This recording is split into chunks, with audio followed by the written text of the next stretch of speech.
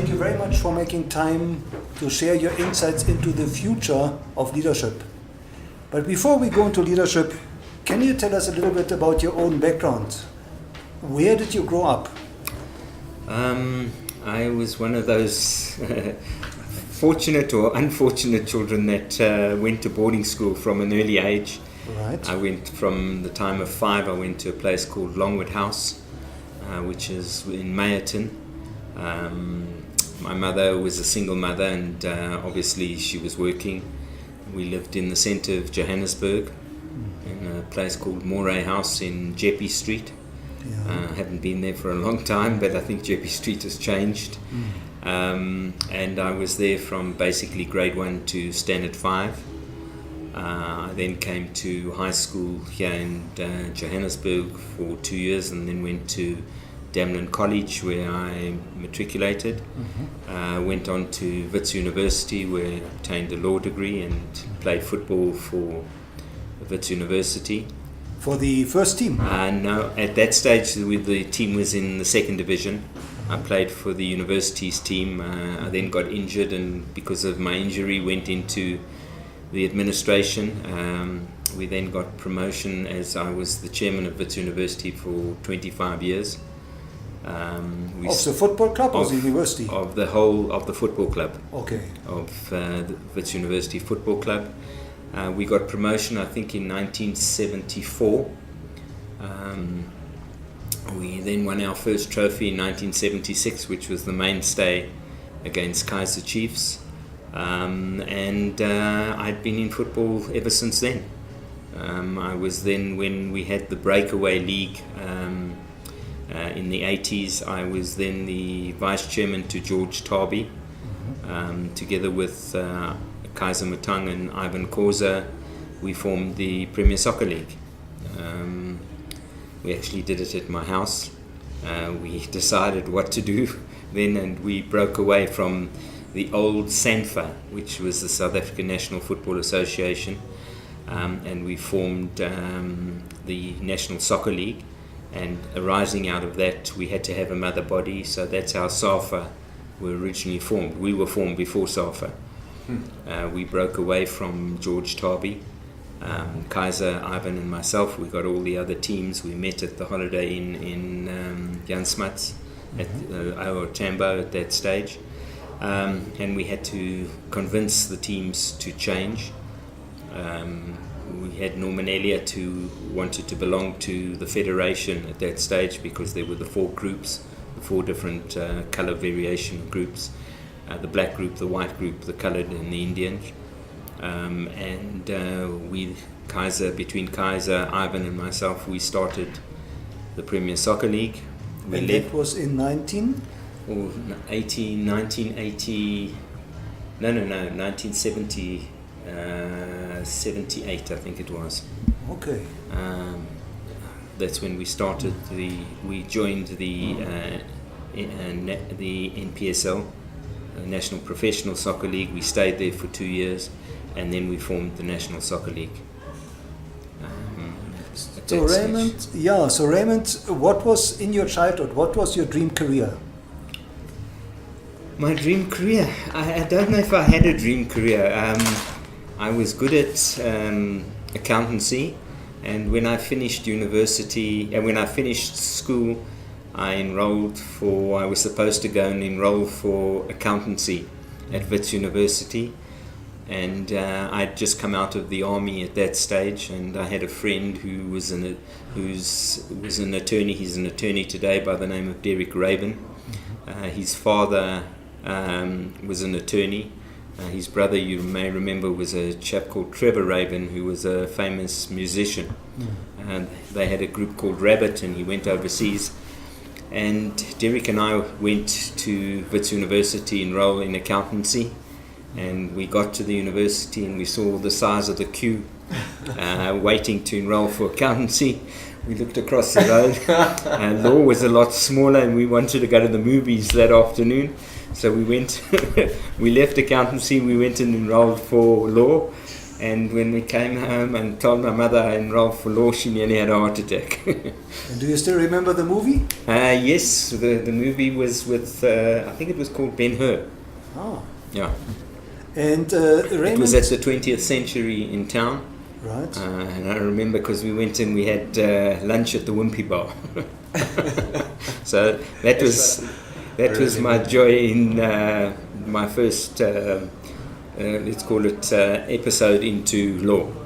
So Raymond, during those early days, who inspired you?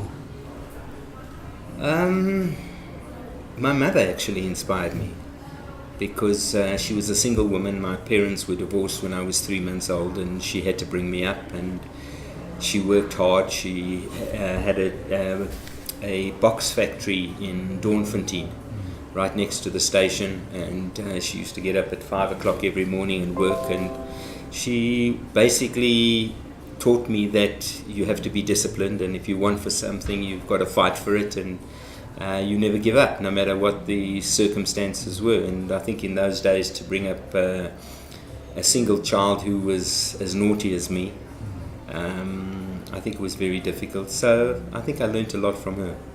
And I clashed with her a lot because we were two strong personalities. But I think if I have to attribute it to somebody, I would attribute it to her. And looking back over your career, was there a major turning point? No, I don't think there was a major turning point. I think it was a progression. I think I was fortunate because of the fact that when we formed, I had been friendly with Ivan Korzo for a long time. He was one of my first clients when I graduated. A lot of people don't know that he actually got kicked out of Fort Hare University because he was a little bit of a protester, and he didn't agree with the way things were. And him and a chap called Dan Leboa came to see me, and they were my first clients. And at that stage, he wasn't. I think he was a gatekeeper at Orlando Pirates. I then started, because of my involvement with him and my involvement with a gentleman by the name of Jack Sello, Jack Sello was the chairman of Morocco Swallows. And I was probably, and I'd like to say, probably the first white ever to attend a game at Orlando Stadium. And I'm going back to 1970, 73, 77, no, it was probably 1970, either 1970 or 1968, 67. Jack Sello was a policeman in the South African police, but he also ran liquor in Soweto, and I met him at the Skyline Hotel in Hillbrow, and he used to take me to football when I was 16 and 17 years of age. How he used to take me, he used to put me in the back of his car, in the boot of his car with the liquor, and he used to drive into Orlando, and I used to watch Morocco Swallows and Benoni United and all the teams that were there before. And that's how I got involved in it. And then when Wits University got promotion to the first division, I met Kaiser Matang because Wits and Kaiser Chiefs were coached at that time by Eddie Lewis, and we were invited to open the stadium in Lesotho by King Jonathan, and I've never forgotten that, because when we went out, Kaiser Chiefs were detained at the border, so we were late, and when we came back, Wits University were detained. Why were we mixing with them? And it was still in the apartheid era. And I then became friendly with them. I acted for them, and I was eventually chosen to be when we were talking about breakaways, I was chosen to be the vice chairman of the National Professional Soccer League under George Tarby. And I suppose because I never had any political ambitions, I was accepted by them because I had no hidden agendas. I didn't want to be the president of this club or that club. I had Wits University, and Wits University always had an open policy. We were probably the one team that a lot of people were surprised at, that when people of different colours came to us, we accepted them. We had a lot of people, Wagga Wagga, Lekweba, Mike Magena, Mike Ntumbela, all these players came from either Amazulu at that stage, or from KwaZulu Natal, and or from, a lot of them were Kaizer Chiefs players that had got injured and they played for us, and we were always fortunate. I had players of the calibre of Gary Bailey, Richard Goch, who all left South Africa. I remember when we signed Gary Bailey, he was in East London. His dad was a gentleman called Roy Bailey, who was a coach of East London. He'd just been fired. We'd spotted him, we thought he was a good youngster, and we convinced him to come to Wits and to take an engineering degree.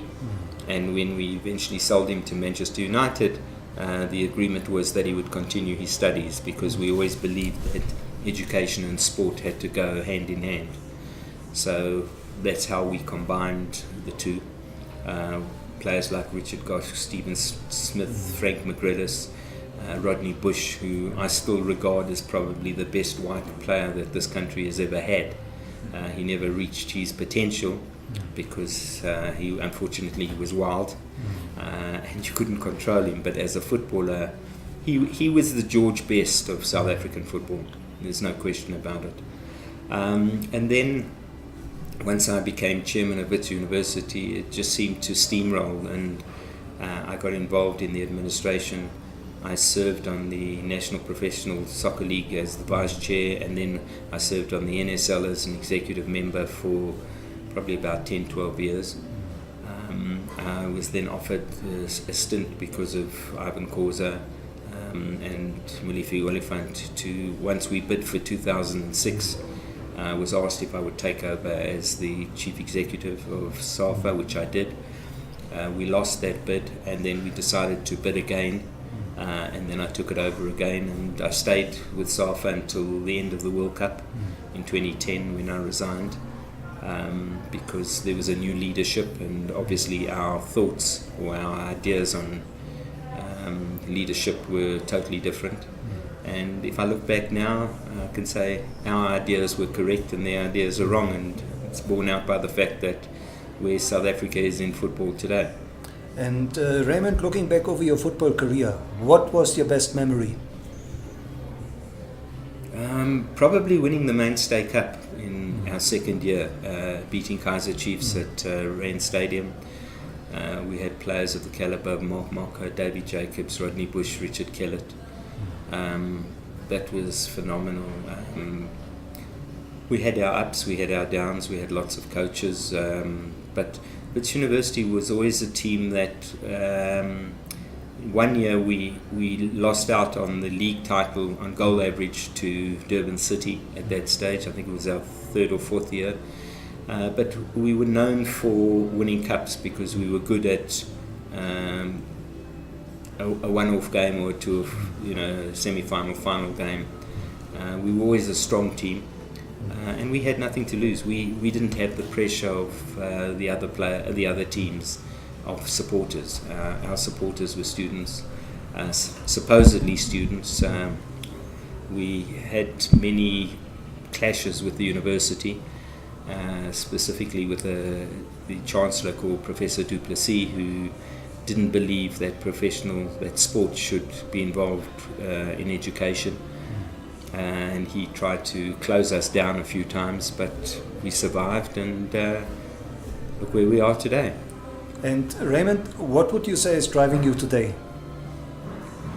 To see the success of South African sport, specifically football, because after 2010 I believe that we should be the powerhouse of African football. We had the facilities, we had the infrastructure, we had everything. But unfortunately, in my opinion, I think the leadership of football has failed us. And I think it's failed us because there has never been a succession plan. It's always been about the individuals who wanted to retain power. And if you look at history, you'll see that there's always been this thing that absolute power corrupts. And I think that has been the downfall of our football. People have tried to attain positions in football for not, let's say, not for the benefit of football, for their own benefit. And for me, you're given a time here on this earth. You pass your sale-by date.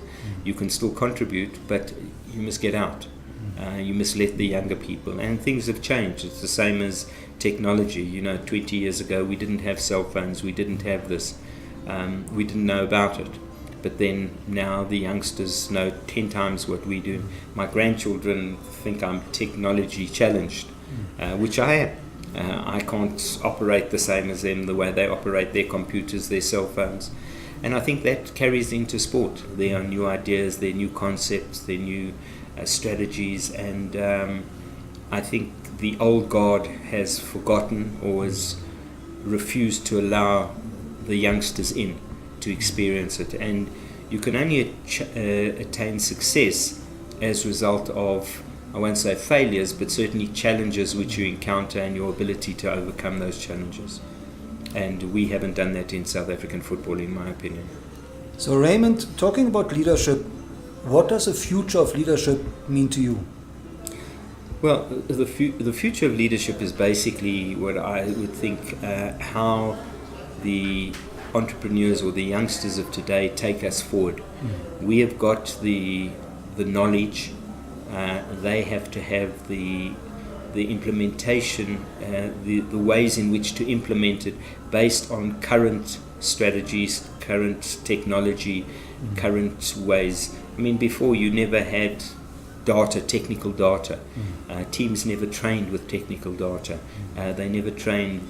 You had a coach who would look at the field and say, okay, I'm going to play 4-3-3 or whatever it is. But he didn't know how the opposition was going to play. Now you have so much technology, you have so much data available. The youngster of today is so technically advanced and so educationally advanced of what we were then. In our era, you managed your football through the boot of a motor car. You didn't have the infrastructure, you didn't have the offices, the computers, the information to generate how to do things. That generation is gone. The new generation has all the tools. They just have to be guided in the right way, but more importantly, they need to be given the opportunity. And unfortunately, they're not given the opportunity at this, in my opinion, at this stage. Whether the person is 25 or 35 or 45, he has the drive, he has the ability to go forward, to take the chances. And we need to encourage that because they come out of university and they may have the education ability, but they don't have the life skills. They're not streetwise. They don't have the life skills in which to implement it. And I see the future of leadership being able to give them that opportunity to implement what they've learned and put it in practice, and still keep the people of my era as, whether it be consultants, to guide them. But they must make the decision. They have to live, they have to succeed or fail by the decisions they make. And you can only succeed if you make a decision. If you sit on the fence and you don't make a decision, you're not going anywhere. It's the same as buying a ticket. I want to win the lottery, but if I don't buy a ticket, I've got no chance. So it's the same with leadership.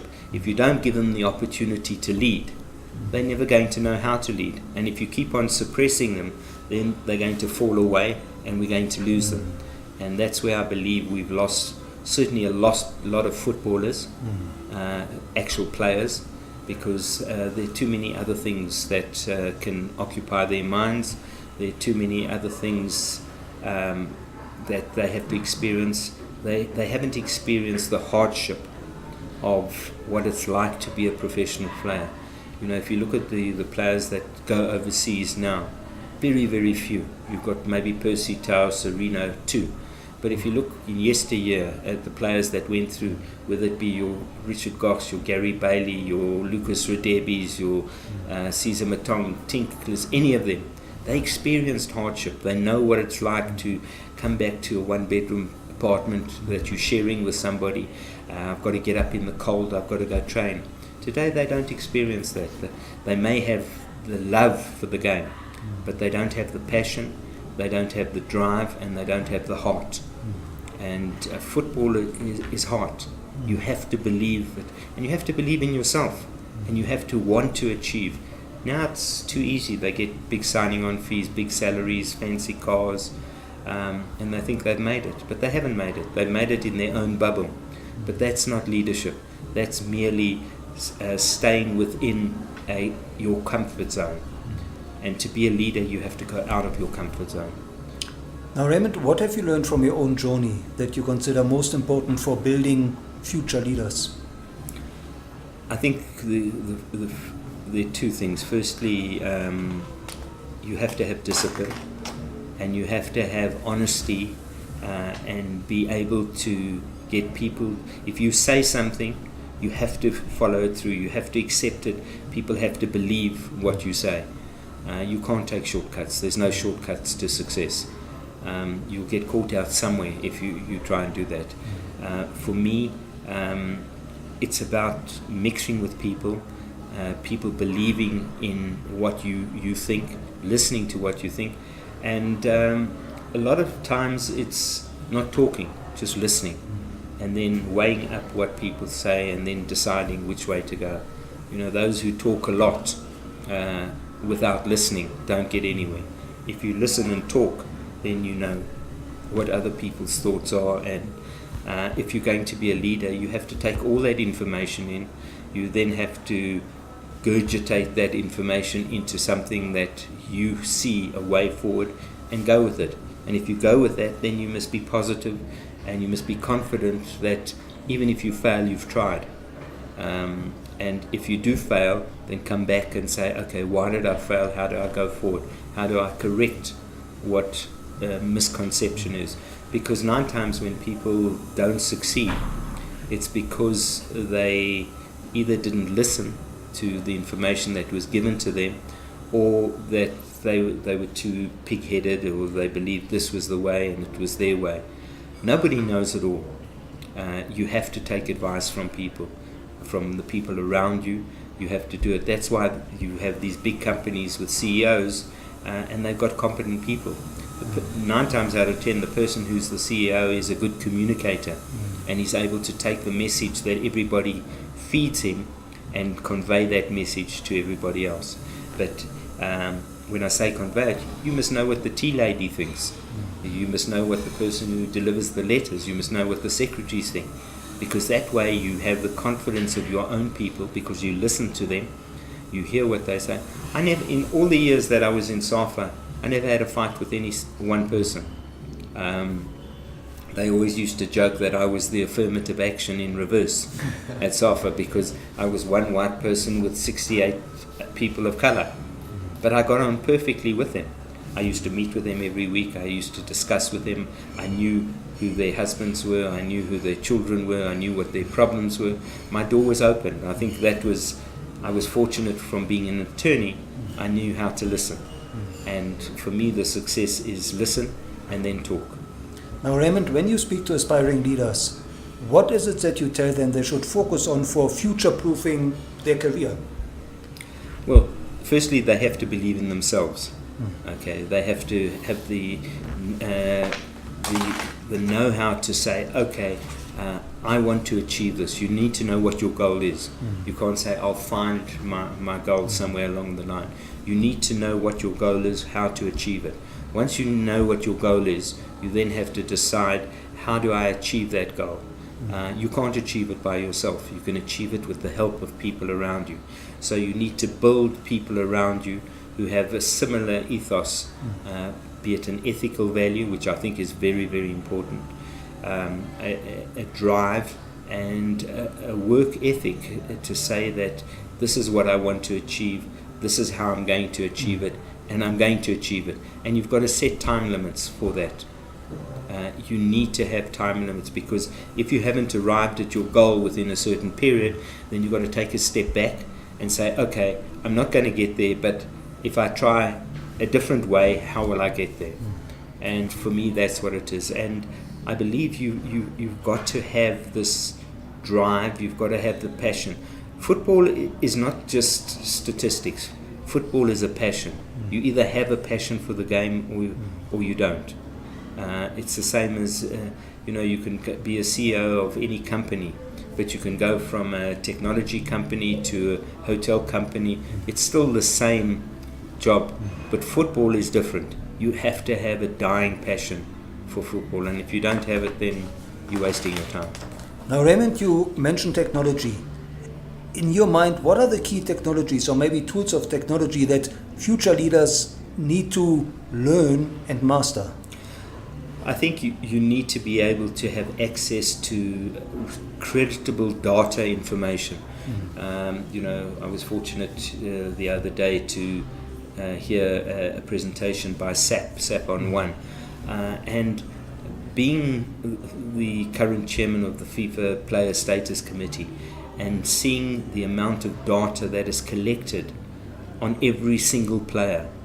I mean, information like that is power. They used to say before, paper is power, but technology is power today, because the more information that you can take in, the more you're able to make a decision which would lead you towards your goal.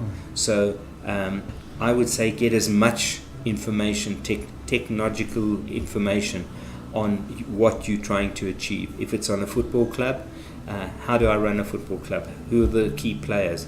What players do I want? Who am I playing against? How do I achieve how many spectators will I get? All that information.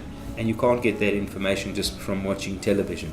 You have to be able to get it. And whilst I can't access that because I don't have the ability, or I don't have the knowledge as to how to access it, you can go get a 16, 17, 18-year-old who can, by the push of a button, will show you exactly how to do it.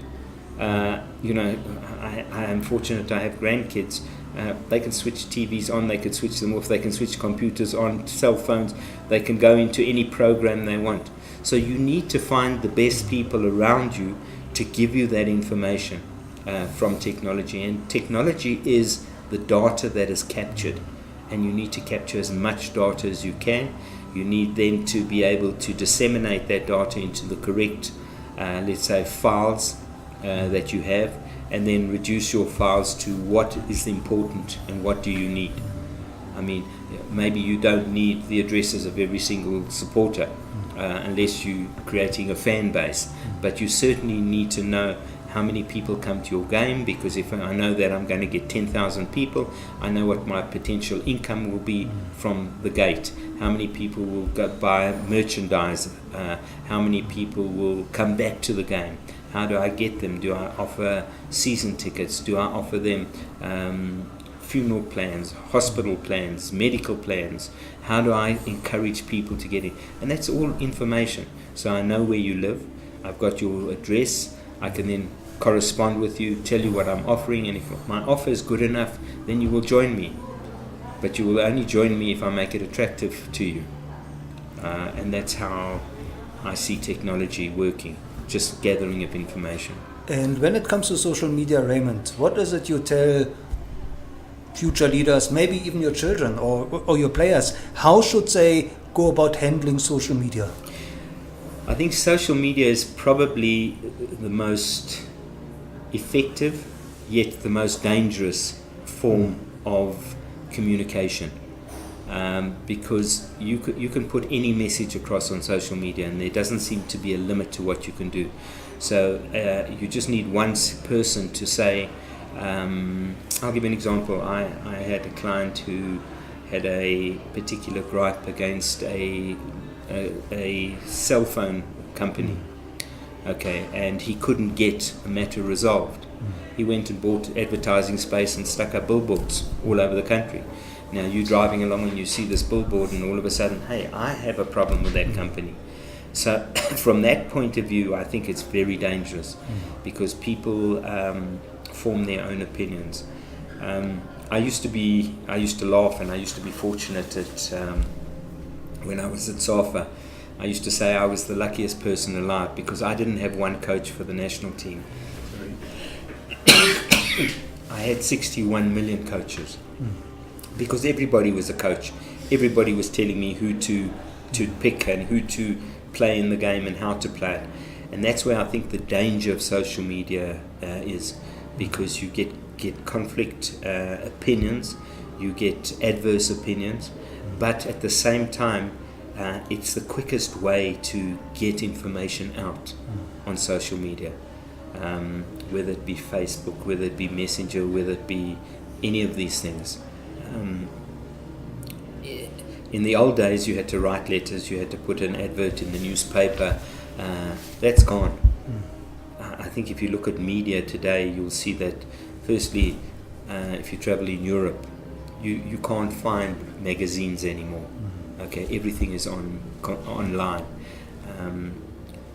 Not many people read the newspaper. They read it online. That's where they get it. The generation is evolving. 10 years ago, we had newspapers, the Star, the Sunday Times. People would look at it. Now I think their sales are probably right down, because you've got a new generation coming forward who are all computer literate, so they are able to access that information and put whatever information they want. And it's easy to put anything on social media. A restaurant can be an absolute success or an absolute failure as a result of one comment. I can say I went to Wimpy and it was a great meal, and someone else will say, don't ever go to Wimpy. Now 10 people will read that and say, okay, we're not going to Wimpy. They never tried it, but they've picked it up from social media. So from me, social media is 50-50. It's extremely dangerous, but it's extremely positive. You have to know how to manage it. And again, when you talk about leadership, you have to have someone who is able to monitor that social media to your advantage, as opposed to disadvantage. Now, Raymond, as a mentor to future leaders, can you maybe share a success story or two where you mentored somebody and that person took your advice to heart? Well, I think if I look at SAFA, and I look at the people there, if I look at the people that were with me at Wits University and what we created, there are many individuals there who I've always believed that education is the key. One of the successes that Professor Slosh, who founded the professional team together with me, and I had, is that we produced graduates, because football only gives you a career for a certain period of time. It's not everlasting. It may be 2 years, it may be 1 year, but we produce doctors, we produce dentists, we produce actuaries, we produce people who got involved in technical field, accountants. We were able to offer anyone who played for Wits University a bursary to further their education or to further their trade. So we knew that some of them would last for 2 years, some of them would last for 10 years.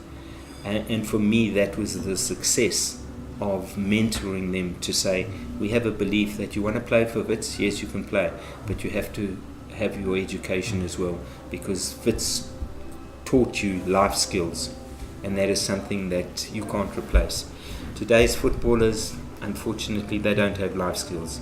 They don't have anyone mentoring them. What they do is they see a player and they say, oh, I want to be a Jomo Sono, or I want to be an Asen Selengwi or someone like that. Now, Jomo I knew very, very well. I acted for him for a number of years. Jomo was fortunate that he had someone who took his money.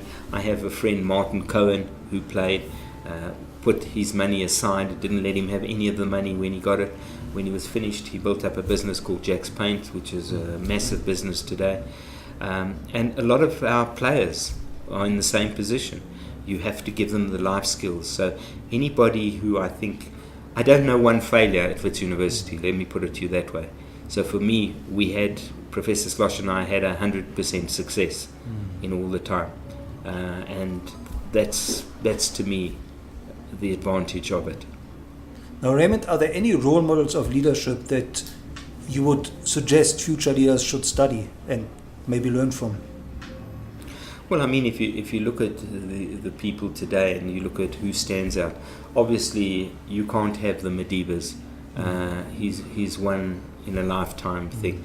But if you look at young leaders that you have today, if you know, my father-in-law always used to tell me that what is his name, Ackerman. Raymond Ackerman first came to him with an idea to say he wanted to do this and he wanted people to invest, and he got people to invest, and he became an ultimate success. If I look at a person like Adrian Gore from Discovery, he had this small little vision.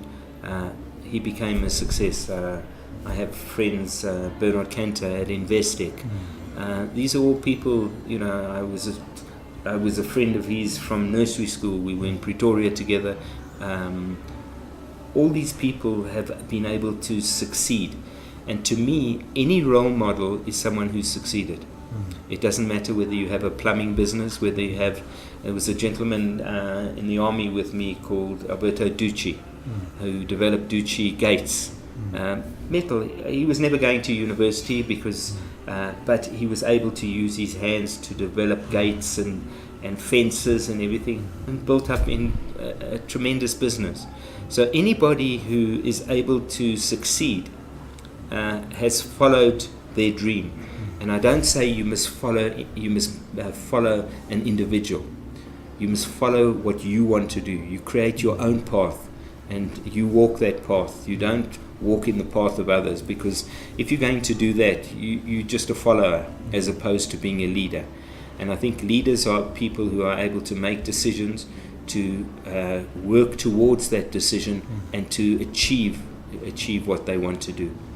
So anybody who creates an idea and follows that idea through and succeeds is a leader, in my mind.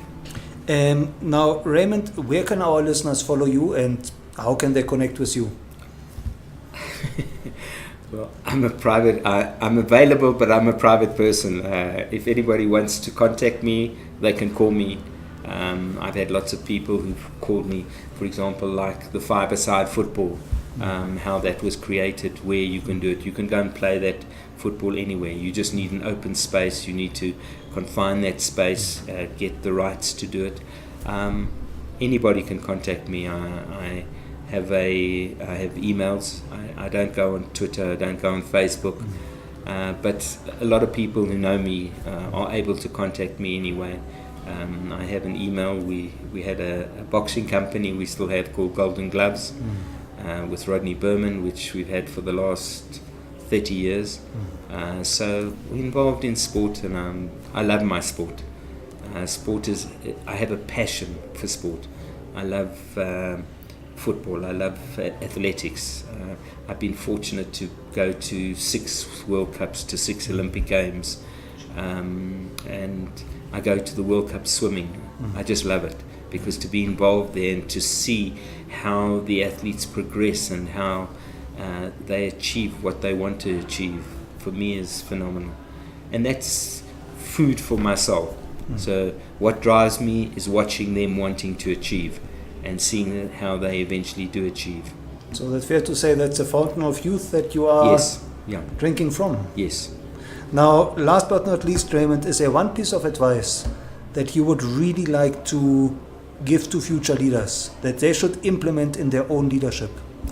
Yeah, if I have to give advice, it's be true to yourself. Believe in yourself. Believe you have the ability. If you fail, it's not a failure, it's a challenge.